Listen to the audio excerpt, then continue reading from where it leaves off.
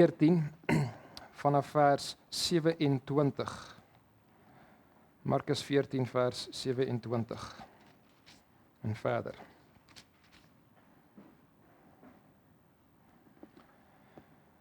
Voorbeelde. Ons leer deur voorbeelde en ons sien dit baie duidelik met kinders, né? Hoe kinders leer deur voorbeelde. Kinders kyk na 'n voorbeeld en hulle aap dit na. Hulle doen dit wat hulle sien. En kinders klink ook baie keer soos hulle ouers. Dit is veral nogal snaaks wanneer 'n seun se stem net gebreek het en hy antwoord sy pa se telefoon. Jy weet, en die persoon aan die ander kant dink dit is die pa skielik. Want ons klink soos ons ouers. Ja, ons praat die taal wat ons praat, want ons ouers praat daai taal. So ons leer deur voorbeeld. Voorbeeld is belangrik. En vandag se teks sien ons twee voorbeelde. Ons sien twee voorbeelde van hoe om deur versoeking te gaan, hoe om deur in hierdie geval twee baie sterk versoekings te gaan. So ons opskrif vir vandag is Petrus en Jesus, 'n slegte en 'n goeie voorbeeld van hoe om versoeking te hanteer, of mens kan self sê beproewing te hanteer. Kom ons lees ons teks saam, Markus 14 vanaf vers 27. En toe sê Jesus vir hulle: "Julle sal almal in hierdie nag aanstoot neem aan my, want daar is geskrywe: Ek sal die herders slaan en die skape sal verstrooi word. Maar nadat ek opgestaan het, sal ek voor julle uit na Galilea gaan." En Petrus sê vir hom: "Al sal almal ook aanstoot neem, dan tog nie ek nie." Daarop sê Jesus vir hom: "Voorwaar, ek sê vir jou, vandag in hierdie nag, voordat die haan 2 maal gekraai het, sal jy my 3 maal verloon." Maar hy het nog meer of baie meer aangehou en gesê: "Al moes ek ook saam met u sterwe, ek sal u nooit verloon nie." En net so het almal ook gesê. Toe kom hulle in 'n plek waarvan die naam Getsemane is, of was, en hy sê vir sy disippels: "Sit hier, onderwyl ek gaan bid." En hy neem Petrus, Jakobus en Johannes saam met hom en begin ontsteld en benoud word. En hy sê vir hulle: "My siel is diep bedroef tot die dood toe, bly hier en waak." En toe hy bietjie verder gegaan het, val hy op die grond en bid, as dit moontlik was, die uur by hom sou verbygaan. En hy sê: "Abba, Vader, alle dinge is vir u moontlik, neem hierdie beker van my weg, nogtans nie wat ek wil nie, maar wat u wil." En hy kom en vind hulle aan die slaap en sê vir Petrus: "Simon, slaap jy? Was jy nie in staat om 1 uur te waak nie? Waak en bid, dat julle nie in die versoeking kom nie. Die gees is welgewillig, maar die vlees is swak." Hy gaan toe weer weg en bid dieselfde woorde. Hy kom terug. Vind hulle weer aan die slaap, want hulle oë was swaar en hulle het nie geweet wat om hom te antwoord nie. En hy kom vir die 3de keer en sê aan hulle: "Slaap maar voort en rus.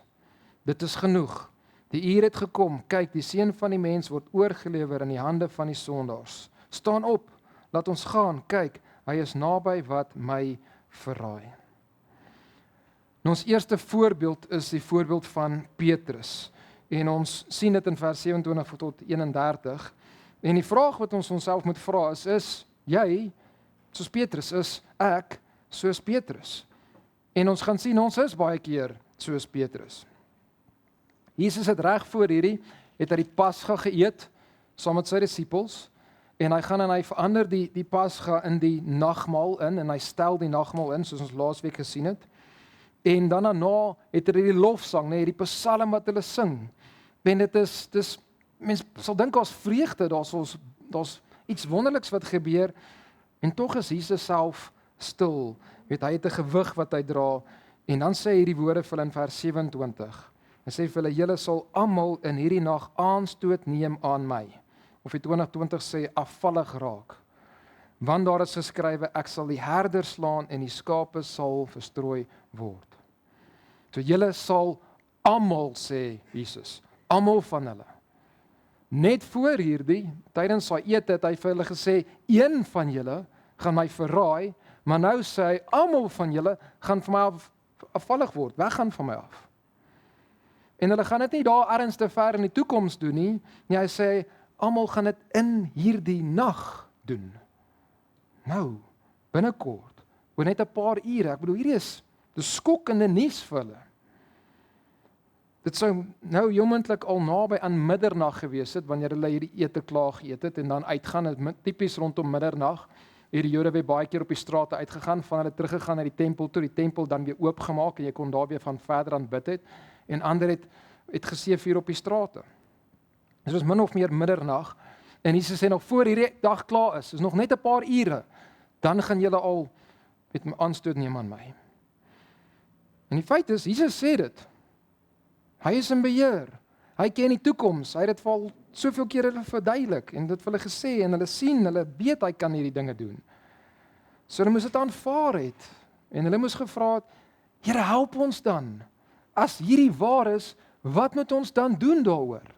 Hoe moet ons optree hieroor? En Jesus gaan en hy gee vir hulle wel 'n bietjie hoop in vers 28. Kyk na vers 28. Hy sê, maar nadat ek opgestaan het, so nadat die herder geslaan is en die skape uitmekaar uit is, en julle weggegaan het vir my, nadat ek opgestaan het, gaan ek opstaan, en dan sal ek voor julle uitgaan na Galilea. So eerstens wat Jesus vir hulle sê is, ek gaan opstaan. Hy het al 'n paar keer vir hulle gesê hy gaan sterf, hy het ook al gesê hy gaan opstaan. Hy het reg voor hierdie vir hulle gesê hy gaan sterf deur daai tekens, hierdie is my liggaam wat vir julle gebruik, hierdie is my bloed. En hy het dit duidelik gemaak, maar hy sê vir hulle nou weer 'n keer, maar ek gaan opstaan. En dit moes hoop vir hulle gebring het, nê, in hierdie omstandighede. Hulle moes hulle oë daarop gehou het. Jesus is in beheer van alles. Hy is ook in beheer van sy dood. En die dood gaan hom nie oorwin en hom net daar hou nie. Nee, hy gaan opstaan uit die dode uit. En dan gaan hy voor hulle uit na Galilea. Wat is die implikasie daarvan? Dat hulle hom gaan volg. Okay, so die implikasie daarvan is, ja, julle gaan aanstoot, julle gaan wegval, maar julle gaan nie permanent weg wees nie, julle gaan nie vir altyd weg wees nie. Ek gaan voor julle uitgaan en julle gaan wel my volg. So daar's bemoediging in daai woorde.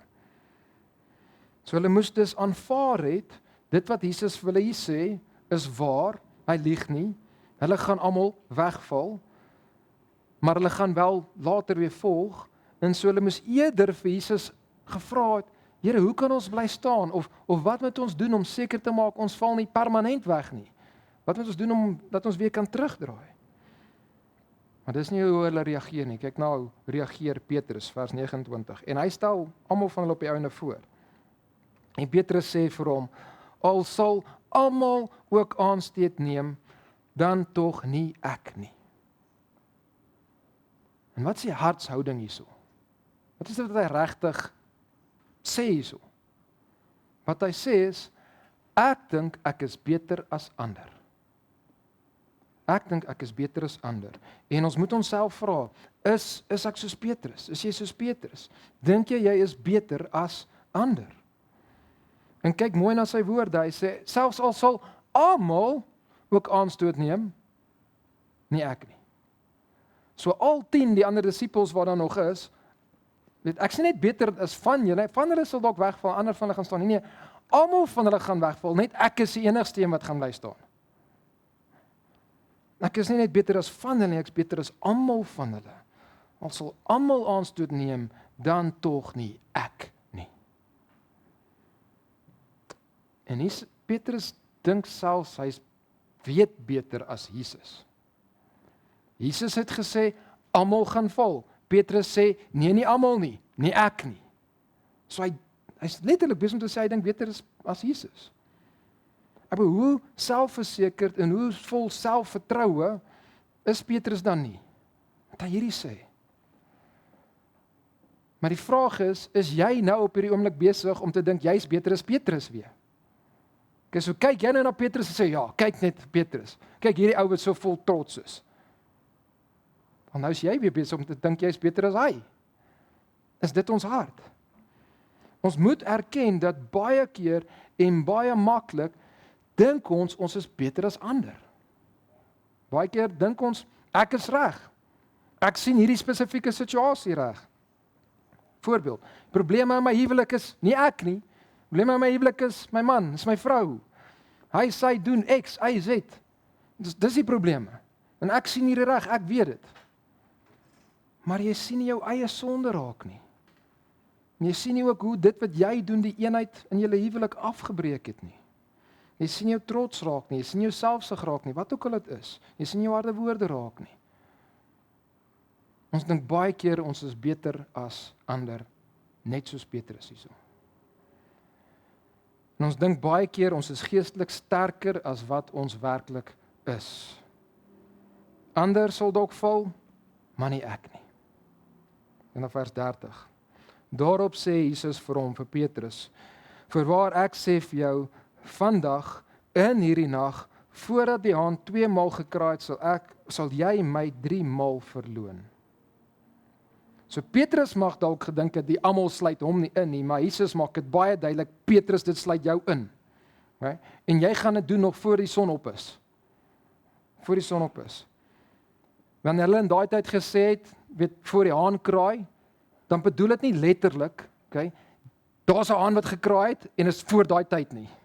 Okay, dis nie wat en dis hoe dit al die ander evangelies sê, Jesus het net so, hy sê net voor die haan kraai. Okay? Hy bedoel voor die son op is.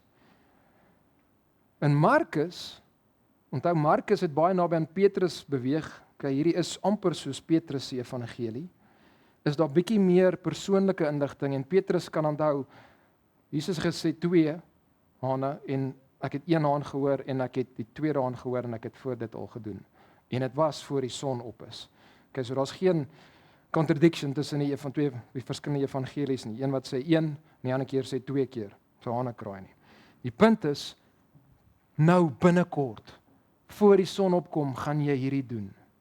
En Jesus is baie seker van sy saak. Hy begin met daai woorde, voorwaar, in die Grieks, amen, werklik, waarlik. Ek verseker jou, hierdie is waar, Petrus. En jy gaan nie net my verlaat nie, jy gaan my verloon. Dis nog sterker as net verlaat. Kan net aanstoot neem. En dan gebruik Jesus nog hierso 'n baie sterk woord vir verloon. Hy vat die gewone woord vir verloon, dan sit hy voorsetsel by om dit nog sterker te maak. So hierdie is soos absoluut verloon. Jy gaan heeltemal jou rug op my draai. Jy gaan heeltemal my ontken. En Petrus gaan dit nie net 1 keer doen nie. Hy gaan net 1 keer Jesus verloon nie. Hy gaan dit nie net 2 keer doen nie, maar 3 keer. Nog voor hierdie aand verby is. En ons sien hierso weer dat Jesus is in beheer. Jesus ken die toekoms. Ek bedoel, wie sou so 'n voorspelling gemaak het? Jy het vir Petrus wat nog altyd getrou is, Petrus wat nou vol bravade sê, ek sal nie wegval nie. Wat is die kans dat hy in daai selfde nag nog, nie net 1 keer nie, 2 keer nie, 3 keer Jesus gaan verloon? En dis is tog wat Jesus sê, en Jesus was reg. Jesus is God, hy is in beheer, hy is in beheer van die toekoms. En die vraag is, hoe gaan Petrus reageer op hierdie inligting wat Jesus vir hom gee? Hoe moes hy eintlik gereageer het? Hy moes vir Jesus gevra het vir hulp. Hy moes vir God gevra het vir hulp. Hy moes besef dat Here help my, ek weet ek is eintlik swak. En hy moes dit erken het en hy moes in afhanklikheid na Jesus en na God toe gegaan het. Maar wat doen hy? Vers 31. Maar hy het nog baie meer aangehou. In die Grieks is dit self sterker as dit. Dis die idee van hy het aangehou en aangehou en aangehou hierdie sê. Aangehou aandring jy op. En gesê, "Al moes ek saam met u sterwe, so tot die dood toe. Maar ek sal u nooit verloon nie." En net so het almal ook gesê. Nou spring die ander ook in want hy is die leier. So Petrus hy selfverseker, hy is selfvoldaan. Hy het hierdie groot en wonderlike selfbeeld. Hy is selfgerig. Hy is heeltemal selfafhanklik. Hy is vol selfvertroue. Ons hoor die self, ons hoor die ek in sy woorde daarso. Ek sê nooit nie. Ek sal bly staan tot die dood toe. So hy vertrou heeltemal te veel op homself. En hy doen hierdie, hy sê hierdie wanneer hy weet, Jesus vir hom al gesê het, net voor hierdie, dat Satan gaan hulle sif. Okay, in Lukas 22, reg voor hierdie, Jesus dit vir hom sê Jesus die volgende vir hom.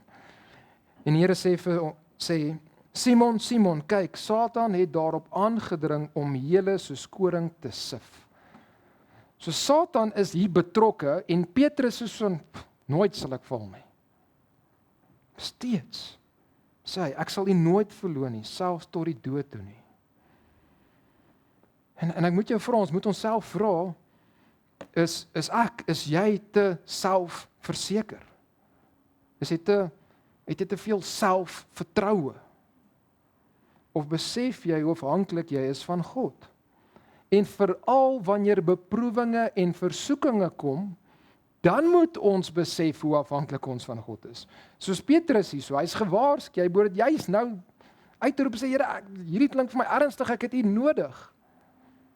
Ons besef hoe afhanklik ons van God is, om te kan bly staan. En dan moet ons beslis nie op onsself vertrou nie, maar op God. En Petrus het hier in effek gesê, ek weet beter as jy, Jesus. Ja, Jesus, jy het die storm stil gemaak, jy het al demone uitgedryf, jy het al ongelooflike wonders gedoen, maar hierdie keer is jy verkeerd. Okay? Hierdie keer is jy verkeerd. En maak ons nie partykeer ook so met God nie?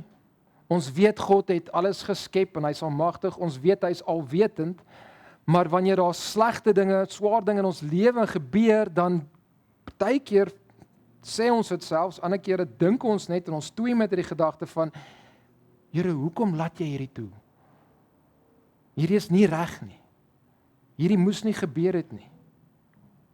Daai siekte, daai finansiële ramp, daai persoon wat my so hanteer, hierdie vrou, hierdie man, hierdie kind wat jy my gegee het, dis verkeerd.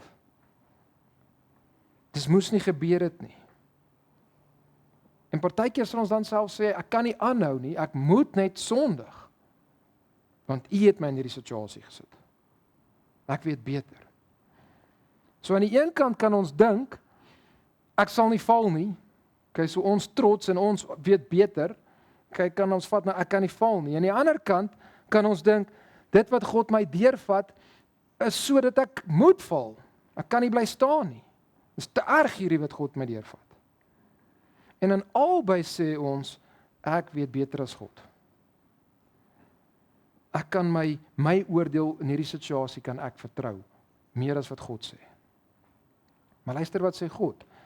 In 1 Korintiërs 10 vers 12 en vers 13.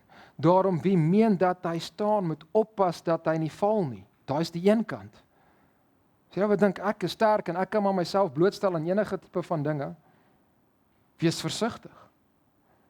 En dan vers 13, geen versoeking het julle aangegryp nie, behalwe menslike nie, maar God is getrou wat nie sal toelaat dat julle bo julle kragte versoek word nie, maar hy sal saam met die versoeking oor die uitkoms gee, sodat julle dit kan verdra, sodat jy tot by die einde van hoe lank God besluit het jou beproewing of jou versoeking moet wees, dat jy tot daar kan deurgaan. Maar ons dink baie keer aan een kant, ek sterk, en aan die ander kant, nou gebeur daar ding, en hierdie is te erg, ek moet net sondig. En in albei is ons besig om te sê, dink ons weet beter as God. So dink jy weet beter as ander, of jy is beter as ander. Is jy selfverseker, vertrou jy te veel op jouself, en dink jy soms, met hierdie omstandighede, Here, dit moes nie gebeur het nie, dit is net verkeerd, en ek kan nie U vertrou in hierdie omstandighede nie, dink jy weet beter as God. En hierdie is nie hoe ons beproewinge of versoekinge moet hanteer nie, nee. Ons moet op God vertrou. Ons moet in afhanklikheid van hom staan wanneer toetse kom. En ons almal weet wat die einde was met Petrus, nee. Ons weet hoe hierdie einde lyk. Maar ons weet nog nie hoe lyk die einde van die volgende toets wat die Here op jou pad bring nie. So hoe gaan ons nou optree? En dit gaan kom. Daar gaan beslis gaan na volgende toets en nog 'n beproewing kom van God af na jou kant toe. En ons weet nog nie hoe ons dit gaan, hoe gaan die einde daarvan lyk nie. Maar as ons dit soos Petrus gaan hanteer, dan kan ons weet ons gaan nie deur dit kom nie. Maar dis die slegte voorbeeld. Dis die slegte voorbeeld. As ons dit soos Jesus gaan hanteer, in afhanklikheid van God, dan kan ons bly staan in daai beproewing, daai versoeking selfs, en dan kan ons God verheerlik. Dus dit is Petrus se slegte voorbeeld. En nou gaan ons kyk na Jesus se wonderlike, pragtige voorbeeld van hoe om deur versoeking te gaan. En hierdie is die versoeking van alle versoekings wat hy deurgaan. Daar's niks wat eers naby aan hierdie kom nie. En ons opskrif hierso is, jy moet meer soos Jesus word. Spesifiek ten opsigte van versoekings. Kyk na vers 32 en 33. Toe kom hulle in 'n plek waarvan die naam Getsemane was. En hy sê vir sy disippels, sit hier onderwyl ek gaan bid. En hy neem Petrus, en Jakobus en Johannes saam met hom en begin ontsteld en benoud word. So Jesus gaan na Getsemane. Hy kies om spesifiek hierdie aand na daai plek toe te gaan. Want dit is sy plek van gebed. Hierdie is waarheen hy gewoonlik gegaan het om te gaan bid. En dit is waar hy die oorlog teen die grootste versoeking wat hy nog gaan deur moet gaan, gewen het. Ons oorwin versoeking in gebed en saam met God, by God. So hoe hanteer Jesus versoeking? Wat leer ons hier uit? Eerstens, hy vra ander se hulp. Jesus gaan om te bid, maar hy gaan nie alleen nie. Ja, hy los 7 van die 10 wat oor is, los hy, lyk of hulle buitekant die tuin bly half, en dan vat hy 3 saam met hom, nader aan sy binnekamer, om het so te sê. So wanneer ons versoek word, dan moet ons ook uitreik na ander, om ons te help en ons las te dra. Ek bedoel, as Jesus die seun van God gevoel het, hy het ander nodig om te help in daai oomblik, dan het ons beslis ander nodig om ons te help. Kyk nou na die einde van vers 33, die ou vertaling sê, en begin ontsteld en benoud te word. Okay, nou ontsteld is 'n redelike goeie letterlike vertaling hierso. Die Engels het distressed and troubled. So Jesus hy het geweet wat kom, sonde, ons sonde gaan op hom geplaas word, en hy gaan die volle gewig van God se oordeel gaan hy moet dra, en ewe skielik tref die gewig hier van hom. Right? En hy word oorweldig, dis daai idee van hierdie woord ontsteld. Hy begin angstig word. Die pad het vir hom in sy menslikheid begin onmoontlik lyk. En hy's letterlik geskit in sy binnekant, ontsteld. Right? En benoud, angstig, troubled. Vers 34. En hy sê vir hulle, my siel is diep bedroef, tot die dood toe, bly hier en waak. Maar het jy al ooit so gevoel?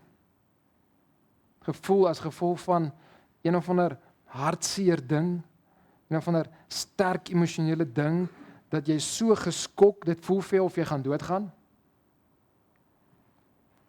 En Jesus gaan hier deur baie meer as wat ons ooit deurgegaan het. Van ons het al deur regtig moeilike dinge gegaan. Van ons selfs in die laaste jaar het deur verskriklike goed gegaan.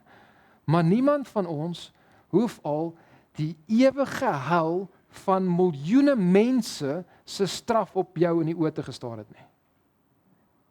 Verstaan julle wat hierdie is? Daar's niemand van ons wat al hierdie deur gegaan het nie.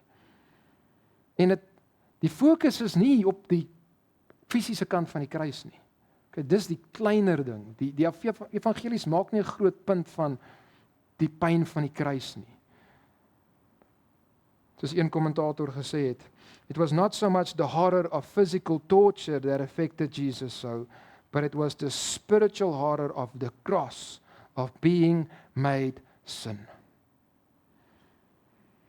Toe Jesus begin hierdie besef, dit gaan nou kom, en dit begin hom oorweldig, en daarom is hy ontsteld, diep bedroef, tot die dood toe, en hy vra vir hulp, hy sê vir hulle, waak, bly hier en waak, daar's iets van, moenie my alleen los hier nie,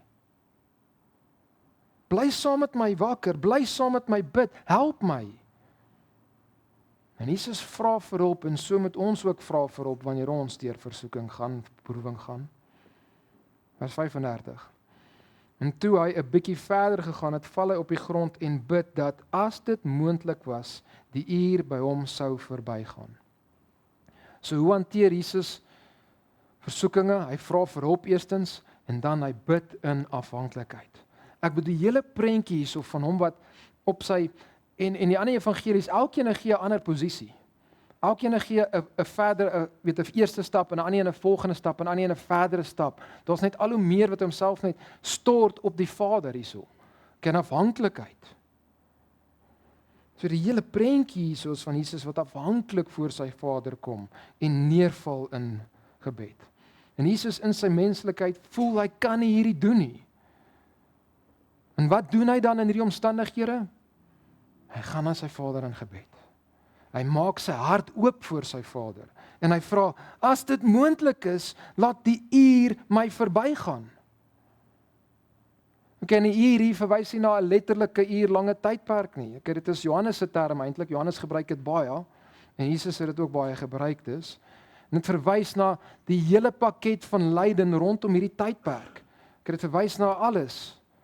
Hy wat alleen is, die fisiese pyn van die kruis, verlatenheid van die Vader, oordeel wat hom kom, al daai, dit is die uur. So alles rondom die kruis en die lyding dan is die uur. En hoekom? Hoekom vra Jesus hierdie? Okay?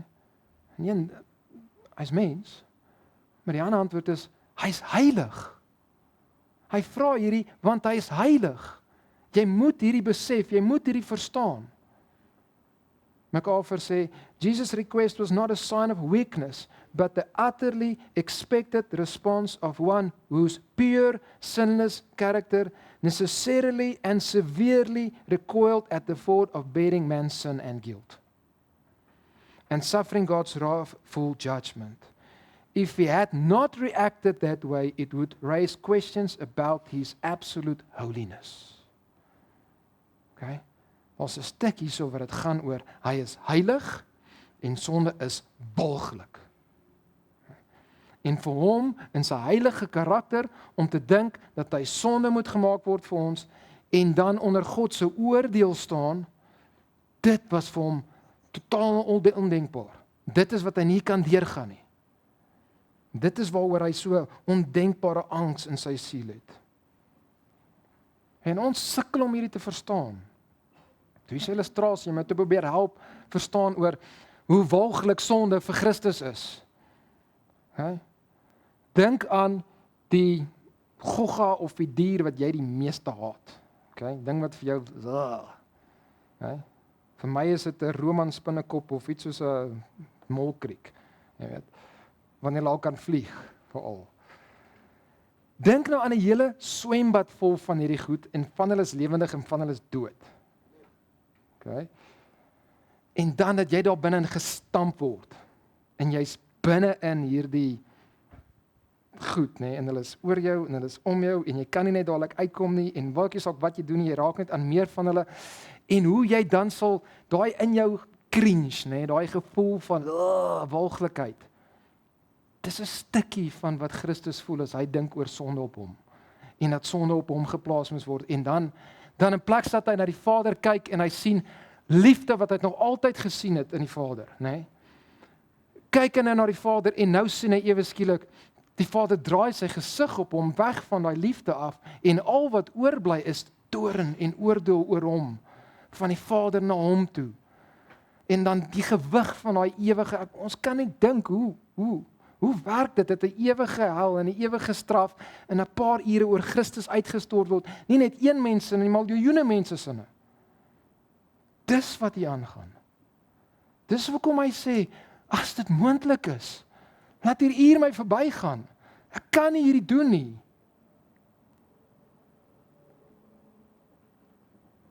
Dit is wat Jesus voel, hy nie deur kon gaan nie. En daarom val hy op sy aangesig en hy roep uit, as dit moontlik is, laat hierdie uur verby my gaan. En Jesus het hierdie uitgeroep. Hier was angs betrokke. Hebreërs 5 vers 7 beskryf hierdie vir ons. Hy wat in die dae van sy vlees gebede en smekinge met sterk geroep en trane, en hulle beskryf daai trane van hom wat soos bloeddruppels geval het, aan hom geoffer het wat hom uit die dode kon red en ook verhoor is uit die angs. Die Here het hom versterk. Hy deur dit kon gaan. Ons moet bid, so bid. Okay? Ons is so bid elke dag, maar ons moet veral so bid wanneer ons begin beproef word, wanneer ons versoek word. Here, ek kan nie sien hoe ek hierdeur kan gaan nie, maar dan moet jy na die Vader toe gaan en dan op jou knieë gaan uitstort. Here, vat hierdie hier verby my, ek dink hier is te veel van my. vir my. En ons gaan en ons vra hom daarvoor. Maar ons moet bid met die hart waarmee Jesus gebid het. Kyk na vers 36. En hy sê, Abba, Vader, alle dinge is vir U moontlik. Neem hierdie beker van my weg, nogtans nie wat ek wil nie, maar wat U wil. En hy begin daar, Abba, Vader. En ek het al baie kere gesê, die woord Abba is soos ons woord Papa. Nee? Maar ek dink dit was verkeerd geweest. Ek het hierdie week goed gelees wat my gesê het, dis moontlik nie reg om so te praat daarvan nie. Wanneer Abba vertaal was in Grieks is dit altyd vertaal met die woord pater, nee? En nooit met 'n verkleiningsvorm papas of papayas nie, waar ons woord papa vandaan kom tot 'n mate. Klink soos daai. Nee? So dis nooit die verkleiningsvorm nie, dit is die woord pa dan vir ons. So Abba word oor die algemeen vertaal met die woord Vader in ons vertalings. Mense sal dit ook kon vertaal met die woord pa. Maar dit is nie heeltemal papa nie. Okay? Ons kan daai familieterm te klein maak. Okay? Te nou maak. En dit is 'n familieterm, ons moet dit verstaan. Dis 'n familieterm soos vader of soos pa en dit is iets wat 'n klein kind kan sê na hulle pappa toe of wat 'n volwassene kan sê, kyk vir hulle pa. Dit is 'n noue, dit is 'n familieterm. Okay, maar dit is nie heeltemal so laag soos pappa nie, right? En Jesus sê so, en hy gebruik albei, Abba, Vader. En daar's 'n verhouding hierso, nê? En dink jy aan, hy sê Abba, Vader, terwyl God die Vader besig is om die beker van oordeel vir hom gereed te maak en dit vir hom te gee. Sien hy nog steeds sy Vader as sy Abba, Vader, my Pa. Weet hy word nie verbitter nie, hy word nie, draai nie teen God hier nie, en dis hoe ons moet bid. Right? En dan sê hy, Abba Vader, alle dinge is vir U moontlik. Alle dinge is vir U moontlik. Hy bid dus in geloof. Daai is geloof om te sê alle dinge is vir U moontlik. U kan alles doen, U is almagtig. En dis hoe ons moet bid. Here, ek weet dat U kan hierdie siekte wegvat. Ek glo U kan hierdie verhouding herstel. Ek weet U kan vir my sorg hierdie maand. Ek glo U kan my help om my vrou lief te hê, my man lief te hê, my kind lief te hê, hierdie sonde wat ek mee sukkel te oorkom. Ons moet so bid, in geloof bid. Ons moet in geloof bid veral wanneer ons in versoekings is, nê? In beproewings ingaan. En dis wanneer ons baie keer begin twyfel, meer en meer. En Jesus bid hier, alle dinge is vir U moontlik. En daarom vra hy, omdat hy daai glo, neem hierdie beker van my weg. Neem hierdie beker van my weg. Okay, wat is die beker? Die beker is nie 'n nuwe idee nie. Dis 'n Ou Testament prentjie, 'n Ou Testament metafoor wat gebruik was op baie plekke. En ek haal 2 aan. Psalm 75 vers 9 in die Afrikaans, vers 8 in die Engels. Sê, want in die hand van die Here is 'n beker en die wyn skuim. Dit is oorvloedig gemeng en hy skink daaruit. Ja, die afdruksel daarvan moet al die goddelose van die aarde opslurp uitdrink. Okay, dis die idee van God se oordeel wat kom oor die nasies wat goddeloos is. In Jeremia 25 vers 15 sien ons dieselfde. Want so het die Here, die God van Israel vir my gesê, neem hierdie beker van die wyn van grimmigheid. Okay, the wine of wrath is wat die Engels sê. Okay, die wyn van oordeel, toorn van God. So neem hierdie beker van die wyn van grimmigheid uit my hand en gee dit om te drink aan al die nasies na wie ek jou stuur, Jeremia. En dan gaan dit oor God se oordeel oor al hierdie nasies. So die beker is God se oordeel vir sonde wat Jesus moet drink tot die laaste druppel. En dit is wat Jesus voel hy nie deur kan gaan nie. Okay, om na te dink hy moet verlate wees van God die Vader en dit is die ding wat hy oor uitroep, nê? Hy roep uit, my God, waarom het U my verlaat? Dis die ding wat om die ergste is, want hier is ons nou die sonde tussen ons en dan sal die oordeel wat kom, dis die beker. En daarom vra hy, neem hierdie beker van my weg. En daai is 'n gebed van geloof, wat vir God vra dit wat jy wil hê, dit wat jy graag jou begeerte is. Maar as dit is waar Jesus se gebed gestop het, dan is elkeen van ons verlore. Dan was ons verlore. Jesus het nie vir God gesê, ek glo jy kan hierdie doen, en jy moet hierdie doen nie.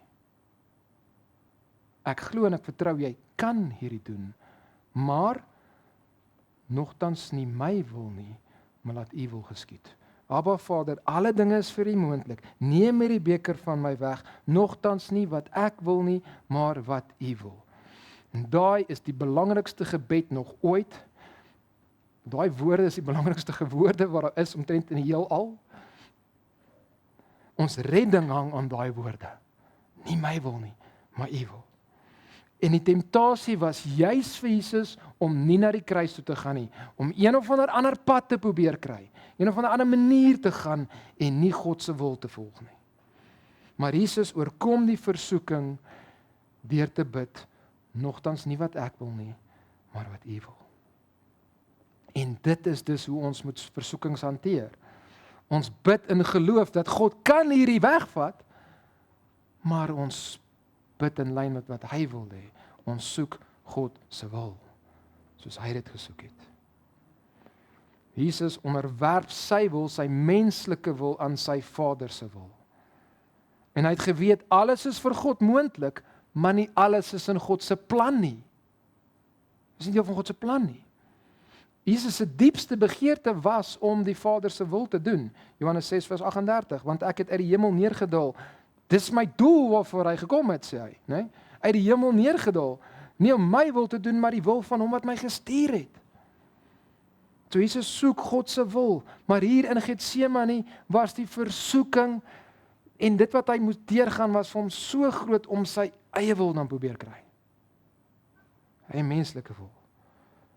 Maar Jesus kies steeds om die Vader se wil te doen. Nogtans nie wat ek wil nie, maar wat U wil. En daar's 'n misterie in hierdie, nê? Hy's God en hy's mens, sy goddelike wil is in lyn met God se wil. Ons verstaan nie die als nie, maar hier's diepe waarheid hier. So hy kies hierso om die beker te drink en om kruis toe te gaan. So die oorwinning wat op die kruis behaal was bepaal in Getsemane, in die tuin. As Getsemane gebeur het nie, en die kruis nie gebeur nie. En hierdie is wat ons ook moet doen, veral wanneer dit wat ons graag wil hê, hierdie is my begeerte, hierdie is wat ek graag sou wil hê, nie in lyn is met wat God se wil is nie, dit begin vir jou al duideliker lyk. Dan moet ons bid en vra dat God, jy vra vir jou wil. Here, hierdie is wat ek graag sou wil hê, maar nie my wil nie, U wil. En dan moet jy werk daaraan om daai woorde net te sê nie, maar dit regtig te beteken.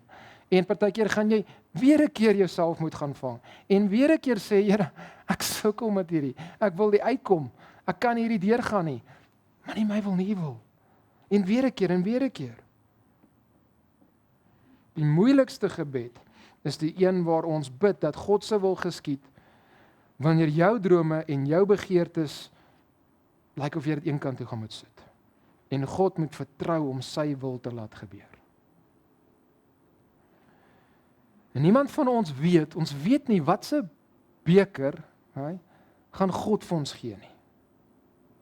Wat se toetse gaan God, wat se omstandighede gaan God ons deur laat gaan nie. Maar daar's twee goeders wat ons beslis kan weet van daai beker. Die eerste ene, dis 'n goeie Vader wat hierdie vir ons gee tot ons goed, sodat ons meer soos Jesus sal wees. Romeine 8 vers 28. God werk alle dinge ten goeie mee vir die wat hom liefhet, né? So ons weet, alhoewel hierdie moeilik is dit vir ons goed, sodat ons meer soos Jesus kan wees. Dis die eerste ding wat ons kan weet van daai beker. Die tweede ding wat ons kan weet van enigiets wat God vir ons bring is, daar sekere dinge wat nooit in daai beker sal wees nie.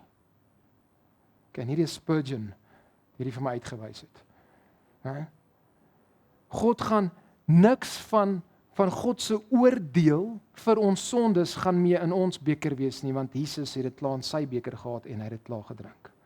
Ons gaan nooit hoef uit te roep en te sê, my God, waarom het U my verlaat nie? God beloof, hy sal ons nooit begewe en ons nooit verlaat nie. Want Christus het dit uitgeroep. Daai sal nooit in jou beker wees nie. Jy gaan dit nooit hoef deur te gaan nie. Soos 'n kind is nie. En dit help ons. Hy het reeds daardeur gegaan. In enige omstandighede, maar veral in moeilike of swaar kry tipe van versoekinge, moet ons ander vra om ons te help. Moet ons in afhanklikheid na God toe gaan en bid en sy hulp vra. Moet ons bid in geloof, maar moet ons onsself onderwerp aan God se wil. Nie my wil nie, maar laat U wil geskied. En dit was Jesus se wonderlike voorbeeld. En nou kyk ons weer terug na Petrus. En die voorbeeld wat ons moet vermy. Kyk na vers 37. En hy, dis Jesus, kom en vind hulle aan die slaap en sê vir Petrus, Simon, slaap jy? Was jy nie in staat om 1 uur te waak nie? En hier kan ons vra, is jy aan die slaap soos Petrus? Of is jy besig om te waak? Is jy besig om aan die slaap te raak, geestelik? En daai werkwoorde in die vorige gedeelte, vers 35, waar Jesus bid, en vers 36, waar hy sê, okay, in die Grieks maak dit duidelik, dit was aanhoudend. So Jesus is nie net 1 keer hierdie gebid in vers 35 en 36 nie. Hy het aanhoudend met God die Vader gestoei in, ten minste vir 1 uur lank. Okay? En nou kom hy terug en hulle moes gewaak het, dis wat hy vir hulle gesê het, maar hulle is aan die slaap. En kyk mooi wat sê hy vir Petrus. Hy sê, Simon, slaap jy? Simon. Daai is Petrus se ou naam. God het sy naam, Jesus het sy naam verander, nê? Na Petrus toe, Petros, wat rots beteken. Dis sy ou naam, dis sy naam voor redding. Jesus kan nie nou vir hom noem Petrus rots nie, want hy slaap. Ek kan nie op jou steun nie, ek het jou gevra om saam met my te waak, en dan moet ek alleen deur hierdie gaan. Simon, slaap jy? En sekerlik moes hierdie Simon, dit moes hom geruk het. Hy was laas in Markus Simon genoem gewees in hoofstuk 3 vers 16. Okay? Dis soos ons gaan baie lank terug voor al hierdie dinge gebeur het. En jy tree nou weer so op, Simon. Maar hoekom fokus Jesus op Petrus? Daar was 2 ander ouens gewees. Jesus fokus op hom want hy was die een wat gesê het, nie ek nie. Almal sal wegval, maar nie ek nie. Okay?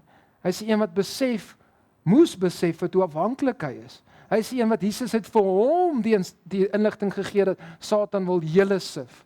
En hy is die een wat Jesus het vir hom gesê, jy gaan my 3 keer hierdie nag nog verloon. Ek bedoel, as daar iemand is wat moes wakker bly en bid, is dit Petrus. Okay, hy die versoeking en beproewing van sy lewe wat kom. En hy slaap. Hy slaap.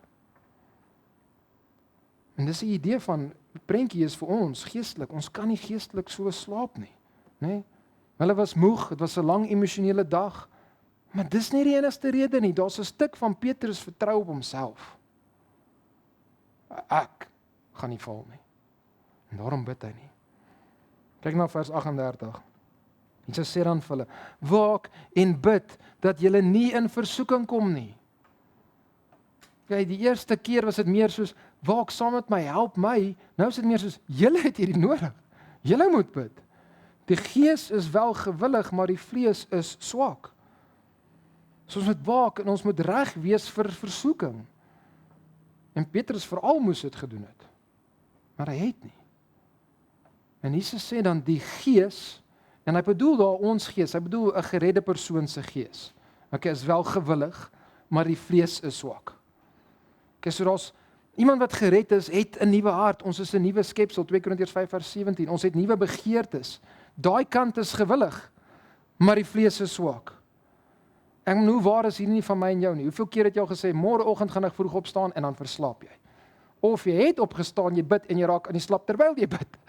Ja, en dis net fisies moeg wees en slaap. Hoeveel keer het jy al gesê, Here, hierdie week, na hierdie preek, ek gaan vir U lewe hierdie week.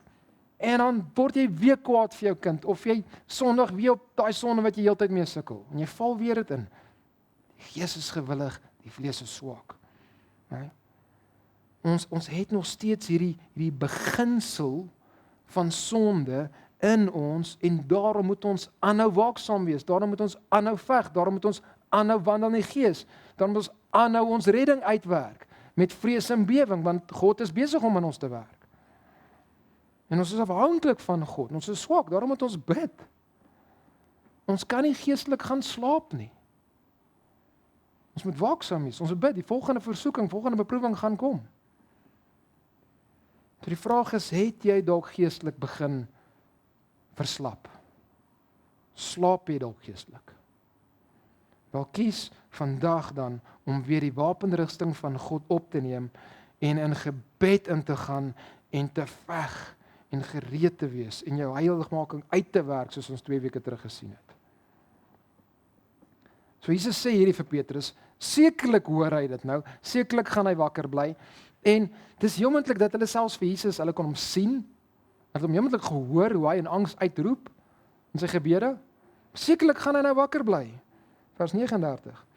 En Jesus gaan toe weer weg en bid dieselfde woorde. So Jesus is nog nie klaar in gebed nie. Hy voel nie hy is nog nie gereed vir dit wat kom nie. En hy gaan weer 'n keer na God toe. Weer 'n keer na afhanklikheid. En hy gaan bid weer. Vers 40. En toe hy terugkom, vind hy hulle weer aan die slaap, want hulle oë was swaar. En van die ander evangelie sê hulle was bedroef, hulle was hartseer, daarvan die goed wat Jesus vir hulle gesê het. So daar's 'n emosionele kant hierso, 'n gewig wat hulle gevoel het. En dan sê het, en hulle het nie geweet wat om te antwoord nie. Jesus het klaar al die instruksies gegee, dit is so duidelik, hulle moes nie aan die slaap geraak het, niks om te sê nie. Die gees is wel gewillig, maar die vlees is swak. Selfs na al hierdie het hulle weer in die slaap geraak. En Petrus gaan Jesus 3 keer verraai. En dis word Petrus 3 keer getoets of hy op God gaan leun. Okay? Gaan hy bid, so Jesus gaan weer 'n keer weg, vers 41, en hy kom vir die 3de keer en sê aan hulle, slaap julle nog? Okay?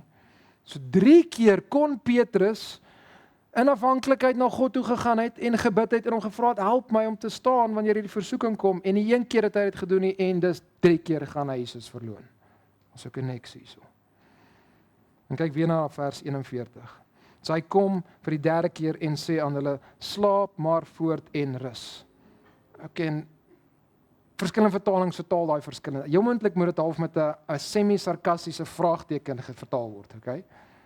So, slaap maar voort en rus. Is dit wat jy besig is om te doen in hierdie omstandighede? Regtig? Op so 'n tyd slaap jy? Dis dalk hoe dit moet wees. En dan sê Jesus, dit is genoeg. Kyk dat julle geslaap het. Die uur het gekom. Kyk, die seun van die mens word oorgelewer in die hande van die sondaars. So hy word oorgelewer nou aan hierdie hele groot massa mense wat kom en hulle gee hom oor aan die Joodse leiers. Joodse leiers gee hom oor aan die Romeinse mense en hulle maak hom op die ouene dood. Hy word oorgelewer aan die hande van sondaars. En dan sê Jesus, staan op, laat ons gaan. Kyk, hy is naby wat my verraai.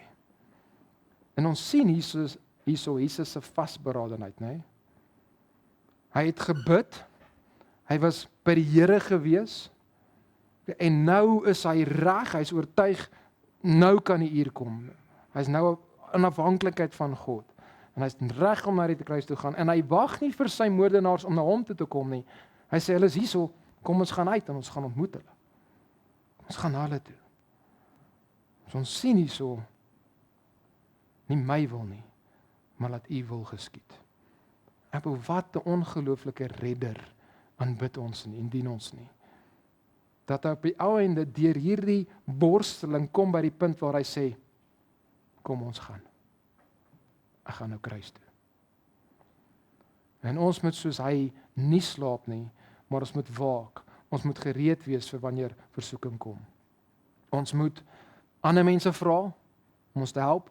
Ons moet bid in geloof, in afhanklikheid van hom en in geloof, en ons moet sê, Here, nie my wil nie, maar U wil, dat dit gebeur in die omstandighede.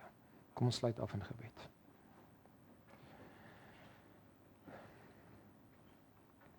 Heer, ons dankie vir hierdie ongelooflike gedeelte en hierdie wat vir ons opgeteken is, wat daai aand gebeur het in Getsemane. Here Jesus, dat Want hierdie was vir u swaar gewees, Here. In die menslikheid was hierdie vir u ondenkbaar dat u hierdeur moes gaan. En tog het u nooit gesondig nie. Tog het u nooit weggedraai daarvan om die wil van die Vader te doen nie. Here, u was gehoorsaam gewees. U het mens geword, slaaf geword, doelos geword. En u was gehoorsaam gewees, ja, tot die dood toe, ja, selfs die dood op 'n kruis. Soos Filippense ons leer. En Here, help ons om te sien, dit is wat u vir ons gedoen het. Dis die prys wat u betaal het. En hoekom sal ons dan nie vir u meer wil lewe nie, Here? Help ons dat ons sonde sal gaan doodmaak, Here. Dat ons sal aanhou veg, dat ons sal aanhou waak, dat ons sal aanhou wakker wees, en ons sal aanhou bid. In afhanklikheid van u sal lewe vir u, Here. En Here, ons is dankbaar dat ons gemeente het, dat ons ander om ons het wat ons kan help, Here. En Here, dat ons u voorbeeld het, Heer, van hoe u deur hierdie verskriklike versoeking gegaan het. Hoe u gehoorsaam gebly het aan die Vader. Help ons, Here, dat ons regtig in ons lewens sal sê en ons harte sal kry om dit te glo en daarin vas te hou, sal sê nie my wil nie, maar laat u wil geskied. En help ons, Here, om mekaar ook te ondersteun daar waar ons sukkel met tye om dit te doen, Here. Ons bid dit in die wonderlike naam. Amen.